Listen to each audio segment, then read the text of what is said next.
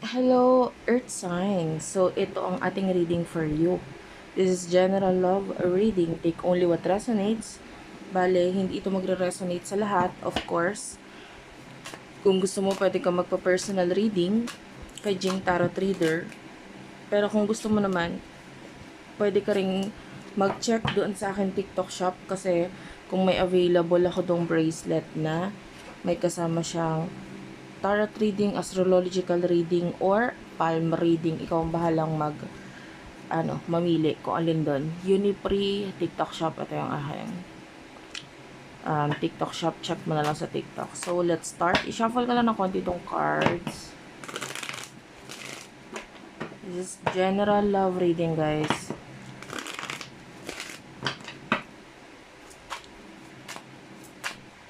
For Earth sign. Main energy. We do have here unrequited love, true love, and reconciliation. Okay?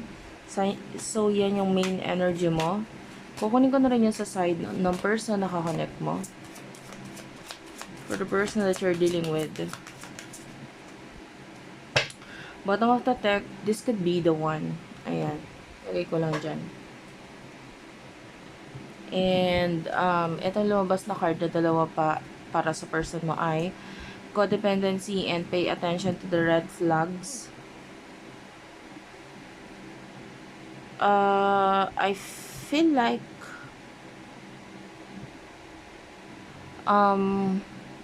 you could be dealing with someone na parang hindi ka na attracted dito sa person na to. Maybe physically, you see this person as wow. May tsura, pwede ganun. Pero more on physical attraction. Pero yung chemistry or emotions mo dito sa taong to, it's like, I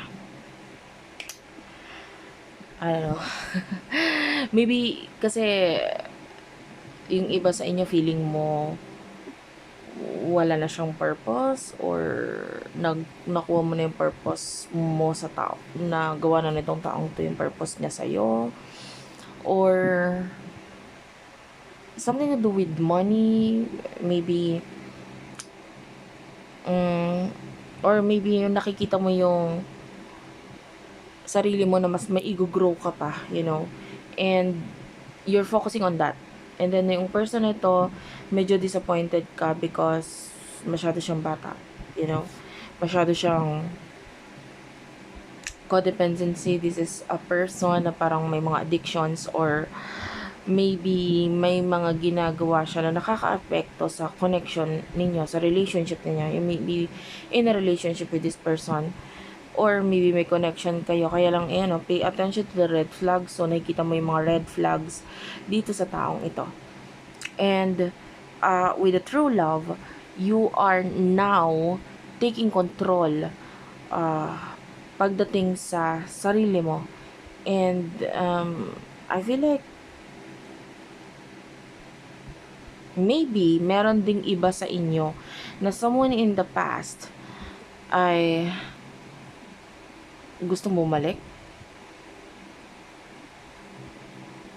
sa buhay mo. Kung hindi pa yung nangyayari, it is about to happen. Paparating pa lang itong taong ito.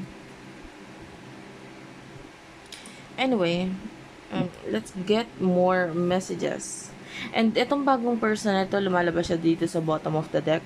This could be the one.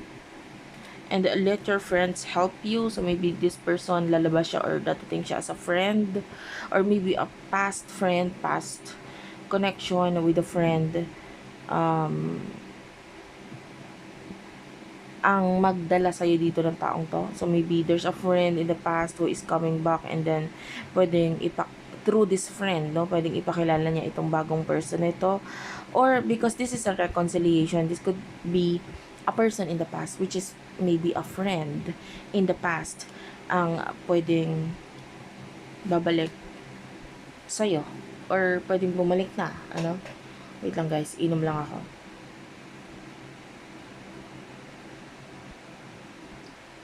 Okay.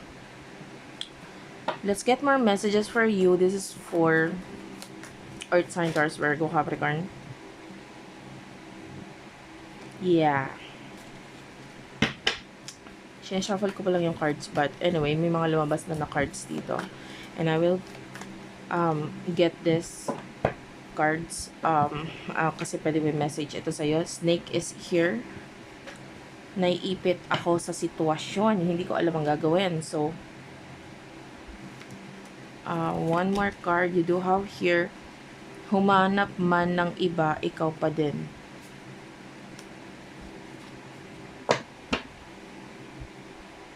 And one more card. Hirap na ako. Okay. Kunin ko na rin yun sa side ng person nakakonect mo para mabilis, ano. You do have here the magician. Soulmate. Collection. Trophy. Accessories. And again, another red flag is here. And you do have here, hindi ako makapaniwala. So, let me clarify the soulmate. You do have here, tukso, layuan mo ako. Okay, I'm getting a story here. Hindi to magre-resonate sa lahat, guys. Hindi magre-resonate sa lahat. Take only what resonates, guys. Eto na. The snake is like another person na pwedeng dumating sa buhay mo. Or pwedeng nadyan na siya ngayon. And it is causing a lot of drama. A lot of, or it will cause, kasi yung iba paparating pa nga lang eh. It will cause a lot of drama. I feel like nandun yung feeling na this is your true love. This is the one that you really want. This is the one na you're dreaming of. This is the one na talagang nakikita mo yung sarili mo sa kanya as a partner. Nakikita mo yung sarili mo na ikinakasal sa taong ito. Maybe even that kalaliman ng imagination, pwedeng dumadating sa point mo. Kung hindi man ngayon, maybe in the past or in the future.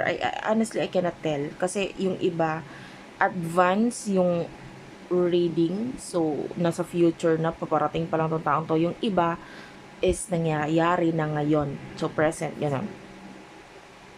So, itong person na ito is like pwedeng dumating sa buhay mo ulit or paparating. Let's just focus na lang, gawin na lang nating nakarating na, okay, para hindi tayo pa ulit-ulit. So, pwedeng nakarating na itong person na ito sa buhay mo. And then, naiipit ka ngayon sa sitwasyon. And then, there's a realization na okay, kakonect mo tong taong to, kakonect mo itong person na ito, which is someone na you don't feel a lot of attraction, pero or you don't feel the love. Maybe you are attracted physically, pero hindi in a deeper level of connection. Like, spiritually, emotion, wala. Wala tayong nararamdaman doon. And also, at the same time, may mga red flags itong taong to. May mga nakikita ka sa kanya na ayaw mo. But you have no choice but to, to face that. Kasi, andito ka na eh. Pwede may relasyon na nga sa inyo nitong taong to eh. The way I see this, magaling itong taong to makipag-communicate.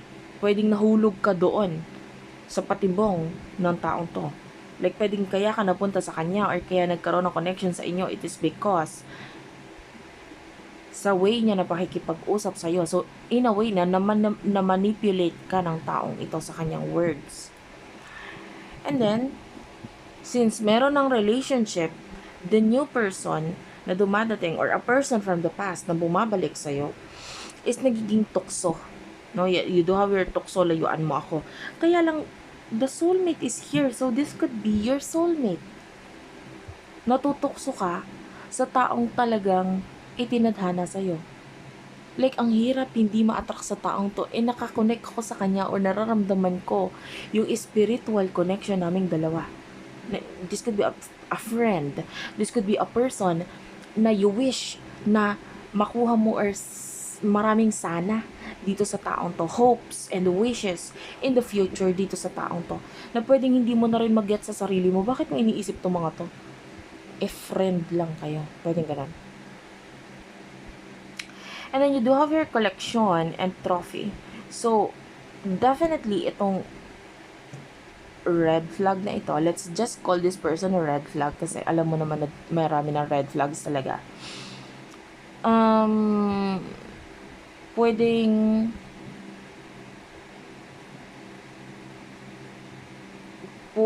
ginagamit ka lang niya or ginamit ka niya in a way para makuha niya yung mga bagay na gusto niya. And you do have here, bottom of the deck, nagsinungaling ako. Naniwala ka naman. And this is a child. As you can see, ang daming mga lollipops or mga picture of immaturities sa background. So, ito ay may kinalaman sa kung paano ka talaga na manipula nitong taong to. And yung iba sa inyo, maybe there's children or a child na involved.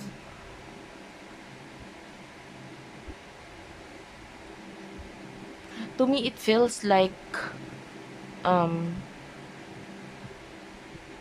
pwedeng pikot.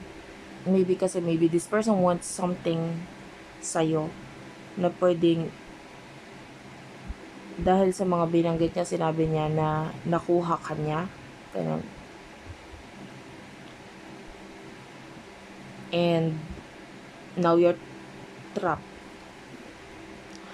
So, let's move on to the next deck. Kukuha ko ng ibang deck naman. Anyway, nakikita ko rin yung snake dito, like the past person, may mga babanggitin or may mga sasabihin din siya sa'yo na this could mean so much to you. No, maybe there's a knowledge na makukuha mo, matututunan mo mula sa taong ito. May mga matututunan ka sa kanya na ito maybe has something to do with your purpose in life or whatever.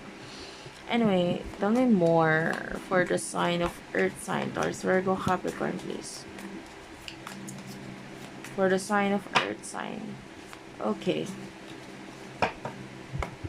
Taurus, Virgo, Capricorn. Okay, gusto lumabas nito. I will take this. You do have your kape. May chance pa. And divine timing 11-11.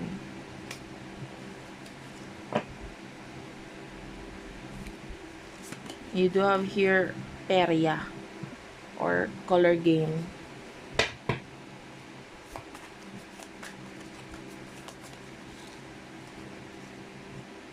Anyway, this is my fourth time na gagamitin itong green card nito. Kagagawa or katatapos ko lang siyang gawain kanina. So, pang-apat na beses ko pa lang siya gagamitin. You do have here basahan. And laro. Okay. Okay. Tamang hinala. And last card is you do have your BFF. Tall, Roses, Mars, Pre. I don't know if you are dealing with a friend in the past wherein may best friend connections kayo or may mga tawagan kayo na something na very special. You know, kumbaga sa magkaibigan, medyo special yung tawagan ninyo kasi maybe you call other people, you call other friends as let's say pangalan lang nila or you call them pre, ganun. And then this particular person, ang tawag mo sa kanya is maybe tall, ganun. That is something special. And you do have here selos. Okay, so this new person or the past, sabihin na natin new person kasi siya yung paparating. Pwedeng mag-trigger yan ng selos sa connection mo with this person. Wait lang. Na ano ko sa brightness kasi I will try na i-lock yung brightness. hindi ako, I'm using a different phone sa kung ano yung ginagamit ko talaga. So, ayan. Wait lang. Inom lang ako, guys.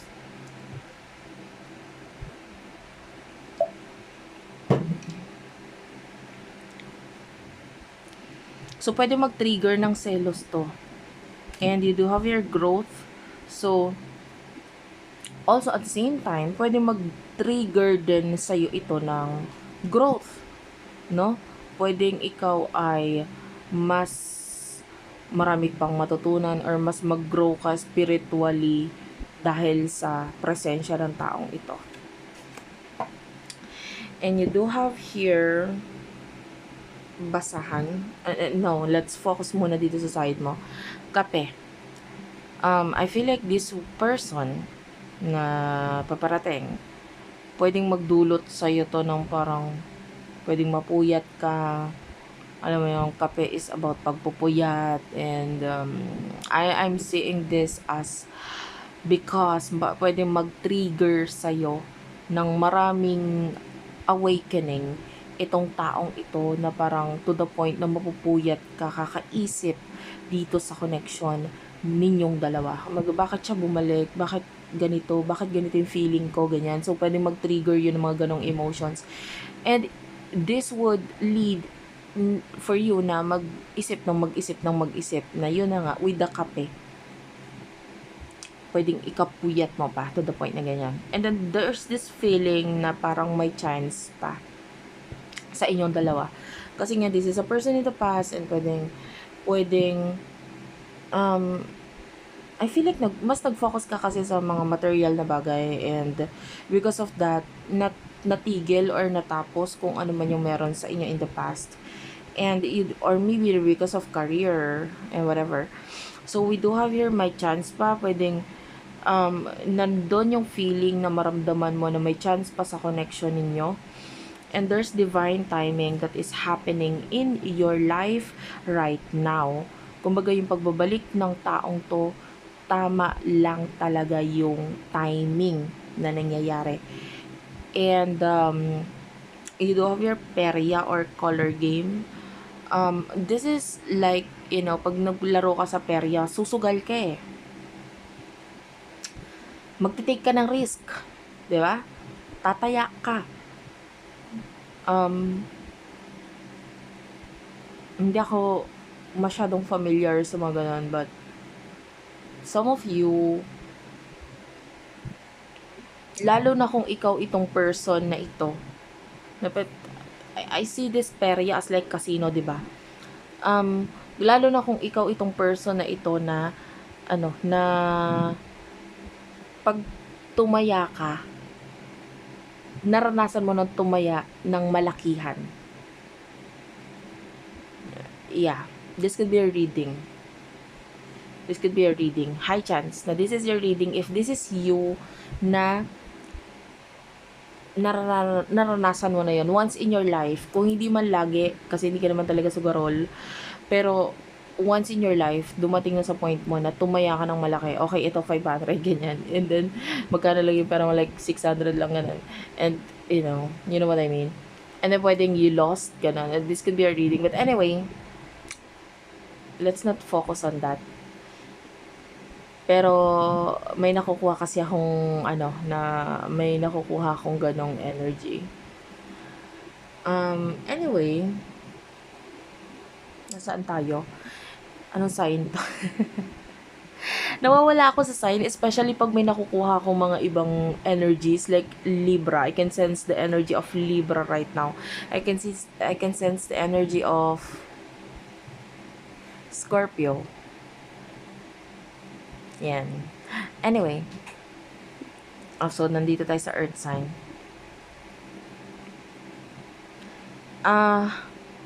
I feel like itong pagdating ng taong ito, may susugal. Pwedeng siya, kasi nga, pwedeng may mga i-reveal siya sa'yo na in a way, pagsusugal niya yon. No, kaya niya i-reveal yon kahit maraming no, wag mong gawin, parang gano'n. Pero this person is going to take the risk. Parang ganyan. Or vice versa. Pwedeng ikaw yung mag-take ng risk. Kasi nga, matitrigger yung mga emotions na hindi mo akalain na mararamdaman mo pa pala to. Ganyan. Kasi akala mo nabura na, wala na. And then you do have your basahan. So, this is the person nakakonect mo na from, the way I say this, especially the pistawel and the ang tawag talaga dun is pistawel, pero it's supposed to be face towel, but Pinoy tayo, pistawel. Yung pistawel na yan, bago siya maging basahan, malinis na pistawel yan, malinis na tuwalya. So, you see this person as someone na from being a pistawel, nung pagdating ng taong to, pagdating ng soulmate mo, nung past mo, naging basahan siya bigla. Parang lahat ng mga negative sa kanya, nakita mo. Meron ka na nga mga nakikita at yung parang konti-konti, pero maybe hindi mo yun masyadong binibigyan ng pansin noon. Kaya lang after nitong pagdating ng taong ito, there's a lot of red flags pa na makikita ka. And from being a pistawel na napakalinis ng tingin mo sa kanya, biglang bagsak. Especially with that tamang hinala, so maybe lumabas ang totoo nung itong taong ito ay, sabihin na natin, pwedeng nagselos. In a way, kasi may reason naman talagang magselos dahil you have your feelings, you still have your feelings. And guess what? Itong taong ito could be an empath. When I say empath, ito yung mga taong I can call myself an empath. Kasi pag may kaharap ako, hindi pa yung nagsasalita, ramdam ko na kung anong emosyon yan. And that could be this person. Ganon din ang ugali niya. Or may abilidad din siyang ganon. Na parang hindi ka pa nagsasalita, ramdam kita. Parang ganon. And hindi, yung tamang hinala, maybe naghihinala na talaga, pero alam niya na. Dahil sa nararamdaman niya. And kahit anong deny mo, mas nararamdaman niya, kung ano yung nararamdaman niya, yun lang mas mapapaniwalaan nitong taong to. Okay? How would you know if a person is an empath?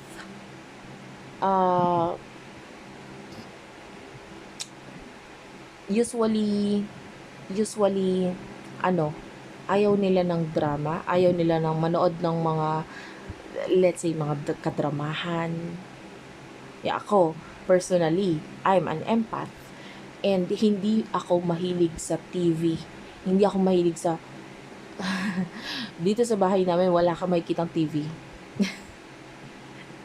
Ang weird, And, hindi kasi kami hindi ako... may makikita kang TV, but hindi nagagamit, parang ganon. And, so, sa ibang place ng bahay yon, parang ganon, sa ibang place ng bahay, but doon sa pinakasala, kung saan kami talaga nag-stay, walang TV doon, kasi hindi kami mahilig sa TV, or ako, lalo na ako. And of course, nakuha din ng mga, ng mga anak ko, Anyway, yon. So, to know if a person is an empath, hindi mahilig sa drama yan. Ayaw nila manood ng telenovela, mga ganyan, mga palabas. Kasi nakukuha namin yung energy nung nandun sa palabas Nakukuha namin yung emotions nila. Masakit. And of course, meron naman talaga mga tao na nanonood talaga na masakit naman kasi talaga yung pelikula. Pero mas iba yung dating sa amin kapag ganun. For example, pag nagre-reading ako, nakukuha ko yung energy mo, nakukuha ko yung emotions, it's draining, etc. So, anyway, binigyan lang kita ng idea kung ano yung empath. Kasi pwedeng itong person na to, tamang hinala siya, tama talaga ang hinala niya. Okay? So, pwedeng may rason sa kanya. Yun nga lang, pwedeng hindi niya alam kung paano haharapin or ano ba dapat gawain kapag ganito na nagkakaroon na ng tamang hinala, di ba? Maaaring hindi siya aware sa mga ganang bagay. And pwedeng ikaw ko rin kasi nakapagpararanas lang sa kanya ng ganun. So, what will happen, ayan, especially yung bottom of the deck natin kanina is selos. What will happen in the future for you, Earth sign? For the future for you, Earth sign. Hindi lahat makaka-relate dito, guys. Hindi lahat. Hindi lahat. Meron ka dito, ang dami ko ng luha na pumatak sa'yo. Please take me, and this is incomplete, and this would like to come out. Twin flames, wow. Some of you, this is a twin flame, this is a soulmate, this is a person wherein may intense connection sa inyong dalawa. You do have your maleta, and one more card, you do have here, nagsisisi ako. Okay. And bottom, ayan, sorry. Kunin ko na rin yung sa side mo. Ay, sa side ng person na ito. Sa kabila, nakakonect mo. Meron ka ditong evil eye. You do have here kaibigan. You do have here, yan. Radyo. And evil clown, clarify the evil clown.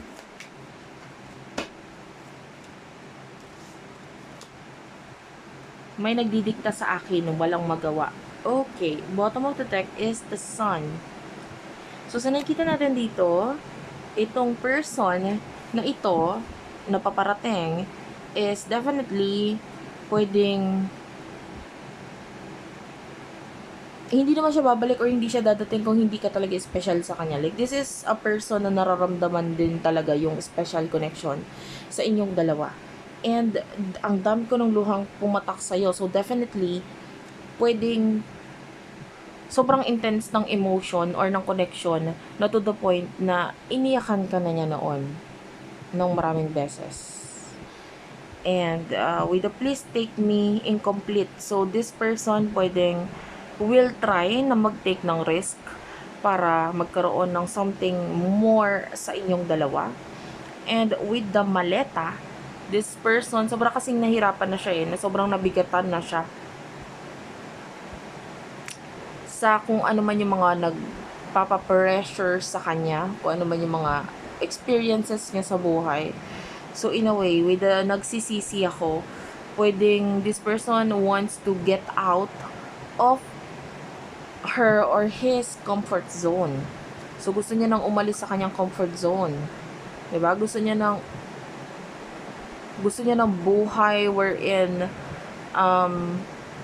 nakafocus sa goal, sa purpose, sa vocation. Anyway, this person wants na magkaroon ng future with someone na feeling niya papantay sa kanya, sa mga plano or gusto niya sa buhay. The twin flame is like, there's a lot of similarity. So, pwedeng nakita niya sa'yo na marami tayong similarities, marami tayong pagkakapareho, so marami tayong goal na pwedeng ma-accomplish together. So, gusto ko na ma-accomplish lahat ng yon. Okay? And kung ano man yung mga nagpapahirap sa kanya, mga excess baggage, nakikita natin na binibitawan or inaalis niya na yon. And, pagdating dito sa person na ito, I feel like, yan, nakakuha natin yung, this card, this is a card na may mga random na words na title ng kanta. Pinaka nagpakita sa akin dito is itong word na to, or itong title na to. I feel, ano to kanta yata to ni Casey Tandingan. Mahal ko o mahal ako. So, Ulyanin ako guys, hindi ko alam talaga kung sino kumanta. But anyway, I think it's Casey Tandingan. Diba? And, mahina ako especially sa names, mga pangalan, mahina ako dyan. So, Evil Clown is here. So, pwedeng, ang choice mo ngayon is this person or this person na nagdidikta sa'yo ng mga dapat mong gawin, etc. And I feel like with the kaibigan, so, there's something talaga with regard sa connection ninyo na pwedeng malaman or maramdaman nitong person na ito na pwedeng nagsiselos or magsiselos. And you do have here evil eye, so itatry niyang protektahan yung connection ninyo laban dito sa new person na ito. Kasi evil eye is a protection sign or tool, no, para protektahan itong mga nagtatangkang sumira or manggulo or may mga galit na ibinabato sa inyo or whatever. But anyway, maaaring itry niyang protektahan ang koneksyon or ang relasyon ninyo sa paraan ng pagdidikta sa'yo ng kung anong dapat mong gawin. You know? And now, hindi mo na alam, naiipit ka ngayon sa sitwasyon, ano?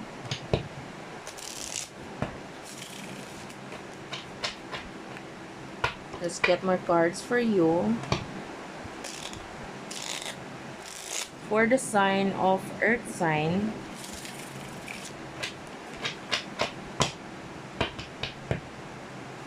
okay.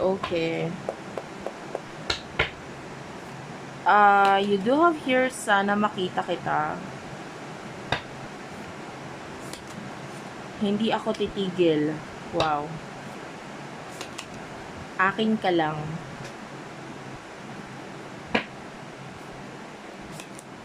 Lagi kong sinesearch ang pangalan mo. And you do have here, may mga plano ako. Okay. Isda. And uyayi or duyan. Do have here, ano kaya ang nasa isip niya? I want to clarify this card na nandito. What's with ano kaya ang nasa isip niya? You do have here Zelda. And what's with the isda? Isda is clarified by pila. And what's with the uyayi? Pikot. Okay. So, I don't know if you do have a child dito sa taong to, like, pwedeng may anak kayo or what. Kasi, yung uyayi is showing to me as a child or pwedeng unwanted pregnancy. Okay? So, pwedeng nagkaroon ng anak sa inyo. Pero kung wala, okay lang. Don't take that. Or if ever na hindi pa naman nangyayari ito, be careful sa taong ito kasi pwede magkaroon ng, kung hindi ka pa naman ready, alam mo sa sarili mo nun, so pwedeng there's pregnancy na maging or anak or magkaroon ka ng anak sa taong ito. So be careful, be very careful.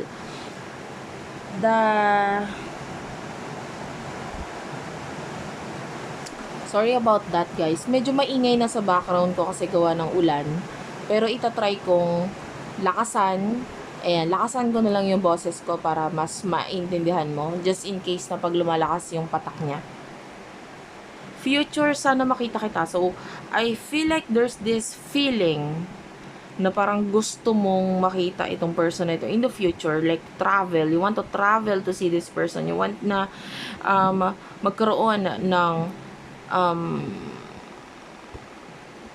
maybe you are the kind of person na pag nagkaroon ng communication, gusto mo video call, gusto mo nakikita mo yung taong kausap ganun. And you want to see this person, kasi alam mo yon, hindi ka sa chat or sa tawag, tumitingin, but rather sa emotion ng tao, sa mata ng tao. Yan. And nandun yung, yung future na hindi ako titigil. So, this could be,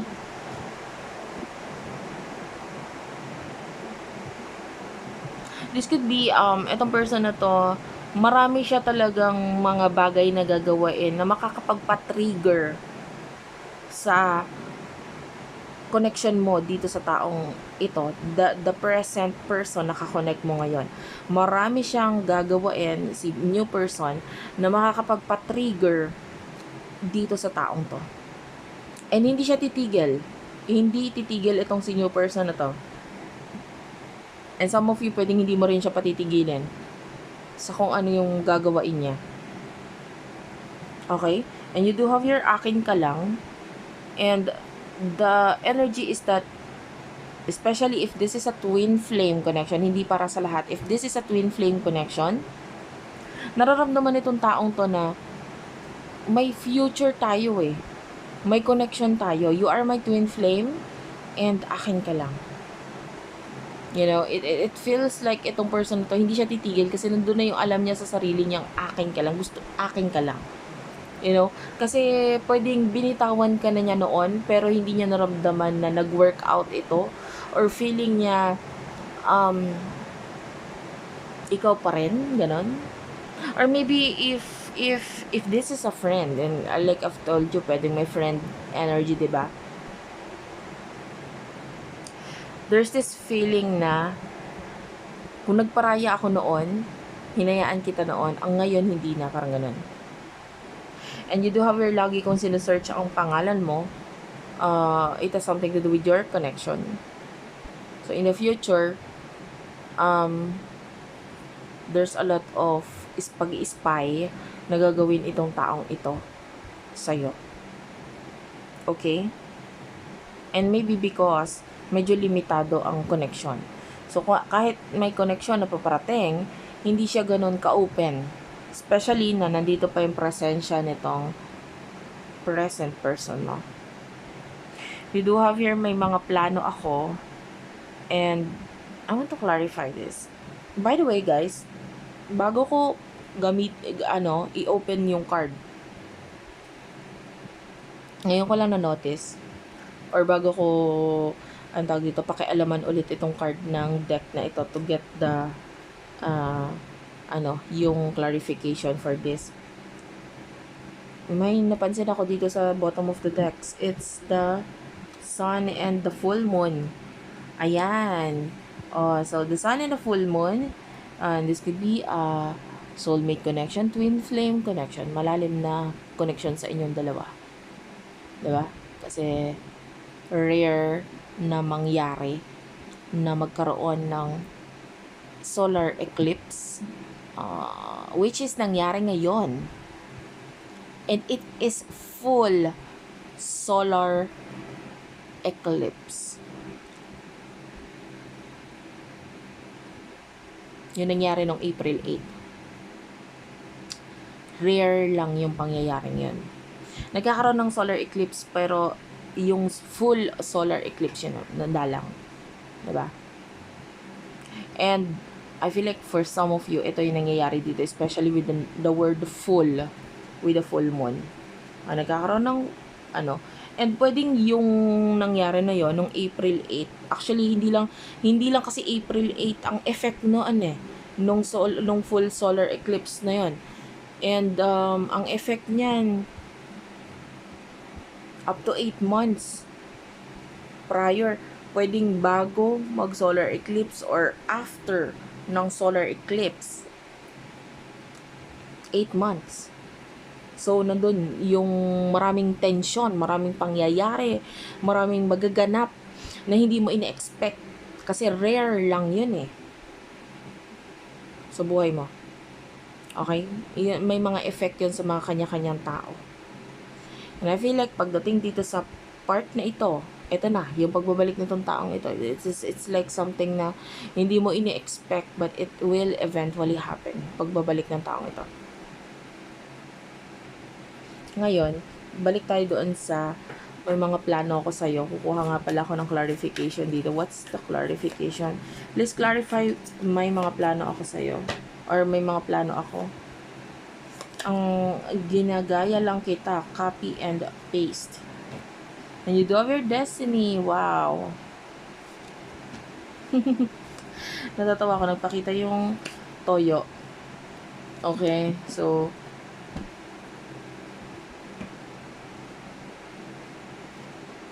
I feel like yung plano nitong taong to has something to do with plano mo sa kanya noon. So, think back itong mga... Okay, lumalakas naman yung ulan. So, lalakas ang ulan ng boses ko.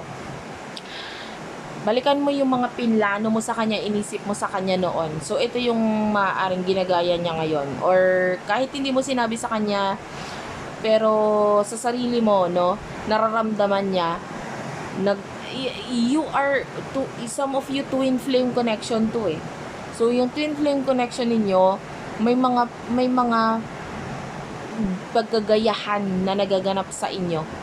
No, you're mirroring each other. Twin flame is a mirror soul. So pwedeng bibigyan kita ng example For example, kung may anak ka, pwedeng yung anak mo medyo nilagyan mo ng pangalan or nag-isip ka ng pangalan na something na may kinalaman sa taong itong twin flame mo.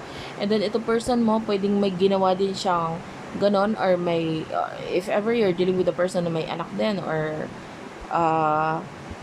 maybe even a pet, no? May pinangalan siyang ganon na may kinalaman sa'yo. Okay, so anyway, you're mirroring each other. So, think back in the past, kung ano yung pinlano mo regarding sa kanya, kasi yun yung plano niya ngayon. You do have your pila and isda. And to me, it looks like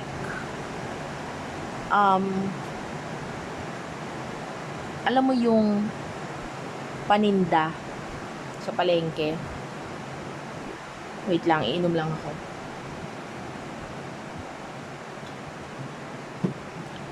Pinipilahan. Pero in your case, pinag-aagawan. Why? I don't know. Malakas ang karisma mo. So in the future, itong taong ito, maaaring gumawa ng aksyon na may kinalaman sa paano kanya maaagaw sa taong ito.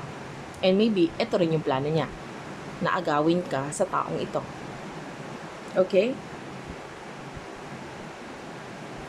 And you do have here, Zelda. And ano kaya ang nasa isip niya? And I feel like, dito sa energy na to, nararamdaman kita dito eh. Nararamdaman ko yung energy mo na maybe you are nasa Zelda, hindi ka makalabas, you don't know what to do, you don't know what to say. And pwedeng mahirapan itong person, the new person, the twin flame, mahirapan siyang isipin or malaman kung ano yung mga nasa takbo ng isip mo. So, nandun yung tanungan niya sa sarili niya, ano kaya ang nasa isip niya. So, nandun yung mga question ng taong ito. And in the future, I don't feel like magiging open ka sa taong ito kasi you don't know what to do, diba? Hindi mo alam kung anong gagawin mo. Mahirap. Bigyan kita ng advice because masyadong komplikado. Anong advice? Kanina pa ako nakakita ng mga mirror numbers. You know, whenever I look at my phone, may mga number na nagmi-mirror. Kasi nakikita ko dito kung paano, ano yung number na habang nagre-record siya, di ba? So, yeah, high chance that it is a soulmate connection. I just saw the number 111. Tapos yung 43, ayan, 44, habang sinasabi ko tong ano na to. Habang sinasabi ko yung angel numbers. So, anyway. You do have here, gusto ka ni mama. Okay. You do have here the world. Okay. Bottom of the deck, dadating ako. Wait lang pag okay na ako. So, kukuha tayo dito sa green na na deck din. Na-amaze ako dito sa aking ginawang cards. Maybe I will make some more in the future. 'Di ba? Natutuwa ako sa mga messages na nakukuha ko and energies na nakukuha ko. Tuliro. Yeah, daydreaming. You do have here, nagsisisi ako. And guess what? Halos tumabi pa siya talaga doon sa nagsisisi ako ng, which is may kinalaman sa person mo. Doon sa, tawag dito? Sa twin flame. One last card. Pera muna. And you do have your full moon at the bottom of the deck. Okay. Ang advice dito, with the gusto ka ni mama, ang tanong, hindi to applicable sa iba. If ever, hindi to applicable sa iba, of course, hindi kasi lahat makaka-relate, makaka-resonate. Ang advice sa'yo is, sino ba magugustuhan ng nanay mo? Okay? Ng magulang mo. Especially ng mother mo. Kasi full moon, moon is, in astrology, this signifies mother. No? And the sun is father. So, sa astrology, may kita rin yan yung relationship mo sa nanay mo according sa placement ng moon at nung sun nung ipinanganak ka. And the full moon is here. So, especially kung maganda ang connection mo with your mother, maganda ang inyong relationship ng iyong nanay, sino ang gugustuhin ng nanay mo? Pag, tingnan mo yung pangyayari sa inyo ngayon na parang nasa mata ng nanay mo. Especially kung close ka nga kay mama mo. Diba? Kung close ka, sino ang magugustuhan niya? And then maybe that is the person that you need to choose. No? Hindi dahil gusto niya tong taong to kasi may anak or may anak kayo, so parang no choice, may anak kayo, so gugustuhin ko na lang. Hindi ganon. Sino talaga yung magugustuhan niya? No? Sa, not only sa appearance, sa kaugalian, etc. Dito natin i-apply yung kanta na, yung kanta sa Rapunzel na, Mothers knows best. Ayan, and motto rin, tsaka rin yun, kasabihan din yun, Mothers knows best talaga. So, yon ang piliin mo. And you do have here the world. So,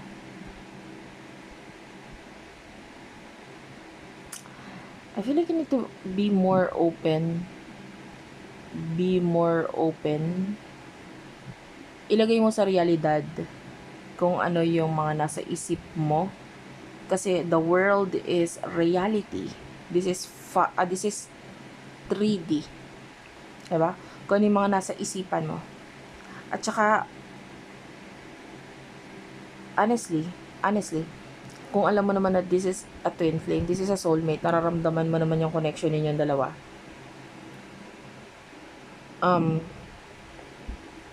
I feel like kailangan mo i-push. Yun lang. Why? Kasi, hanggang kailan ka ganyan na may pinagsisisihan ka, ganyan, diba? Hanggang kailan ka matutuliro. Kumbaga time na to, gumising ka naman. Hanggang kailan ka matutuliro. And you do have your pera muna. For me, it feels like kung sino yung makakapagbigay din sa'yo, ginawa sugar mommy daddy, yung sugar mommy, sugar daddy. Pero honestly, ganun. Kung sino yung makakapagbigay sa'yo financially or makakapag-provide or kung sino yung tingin mong mas maa-achieve mo yung goals mo, magiging malaki ang finances mo. Hindi lang yung dahil kasi may pambayad ka ng bills, you know.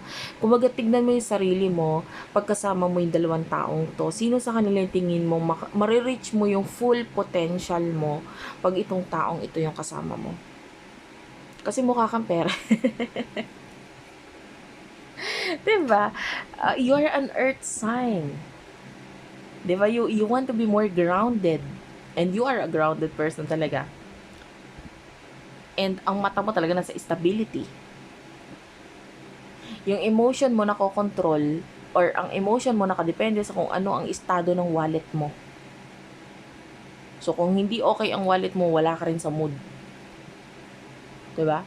So, whoever this person makakapagbigay sa'yo, makakapag-provide sa'yo, makakatulong sa'yo, ma-reach mo yung potential mo na gusto mo maging ganito, gusto mo maging ganyan, makakukuha mo lahat dahil dito sa taong to, then go for this person. Yun yung advice for you. Especially, you do have here, dadating ako, wait lang, pag okay na ako.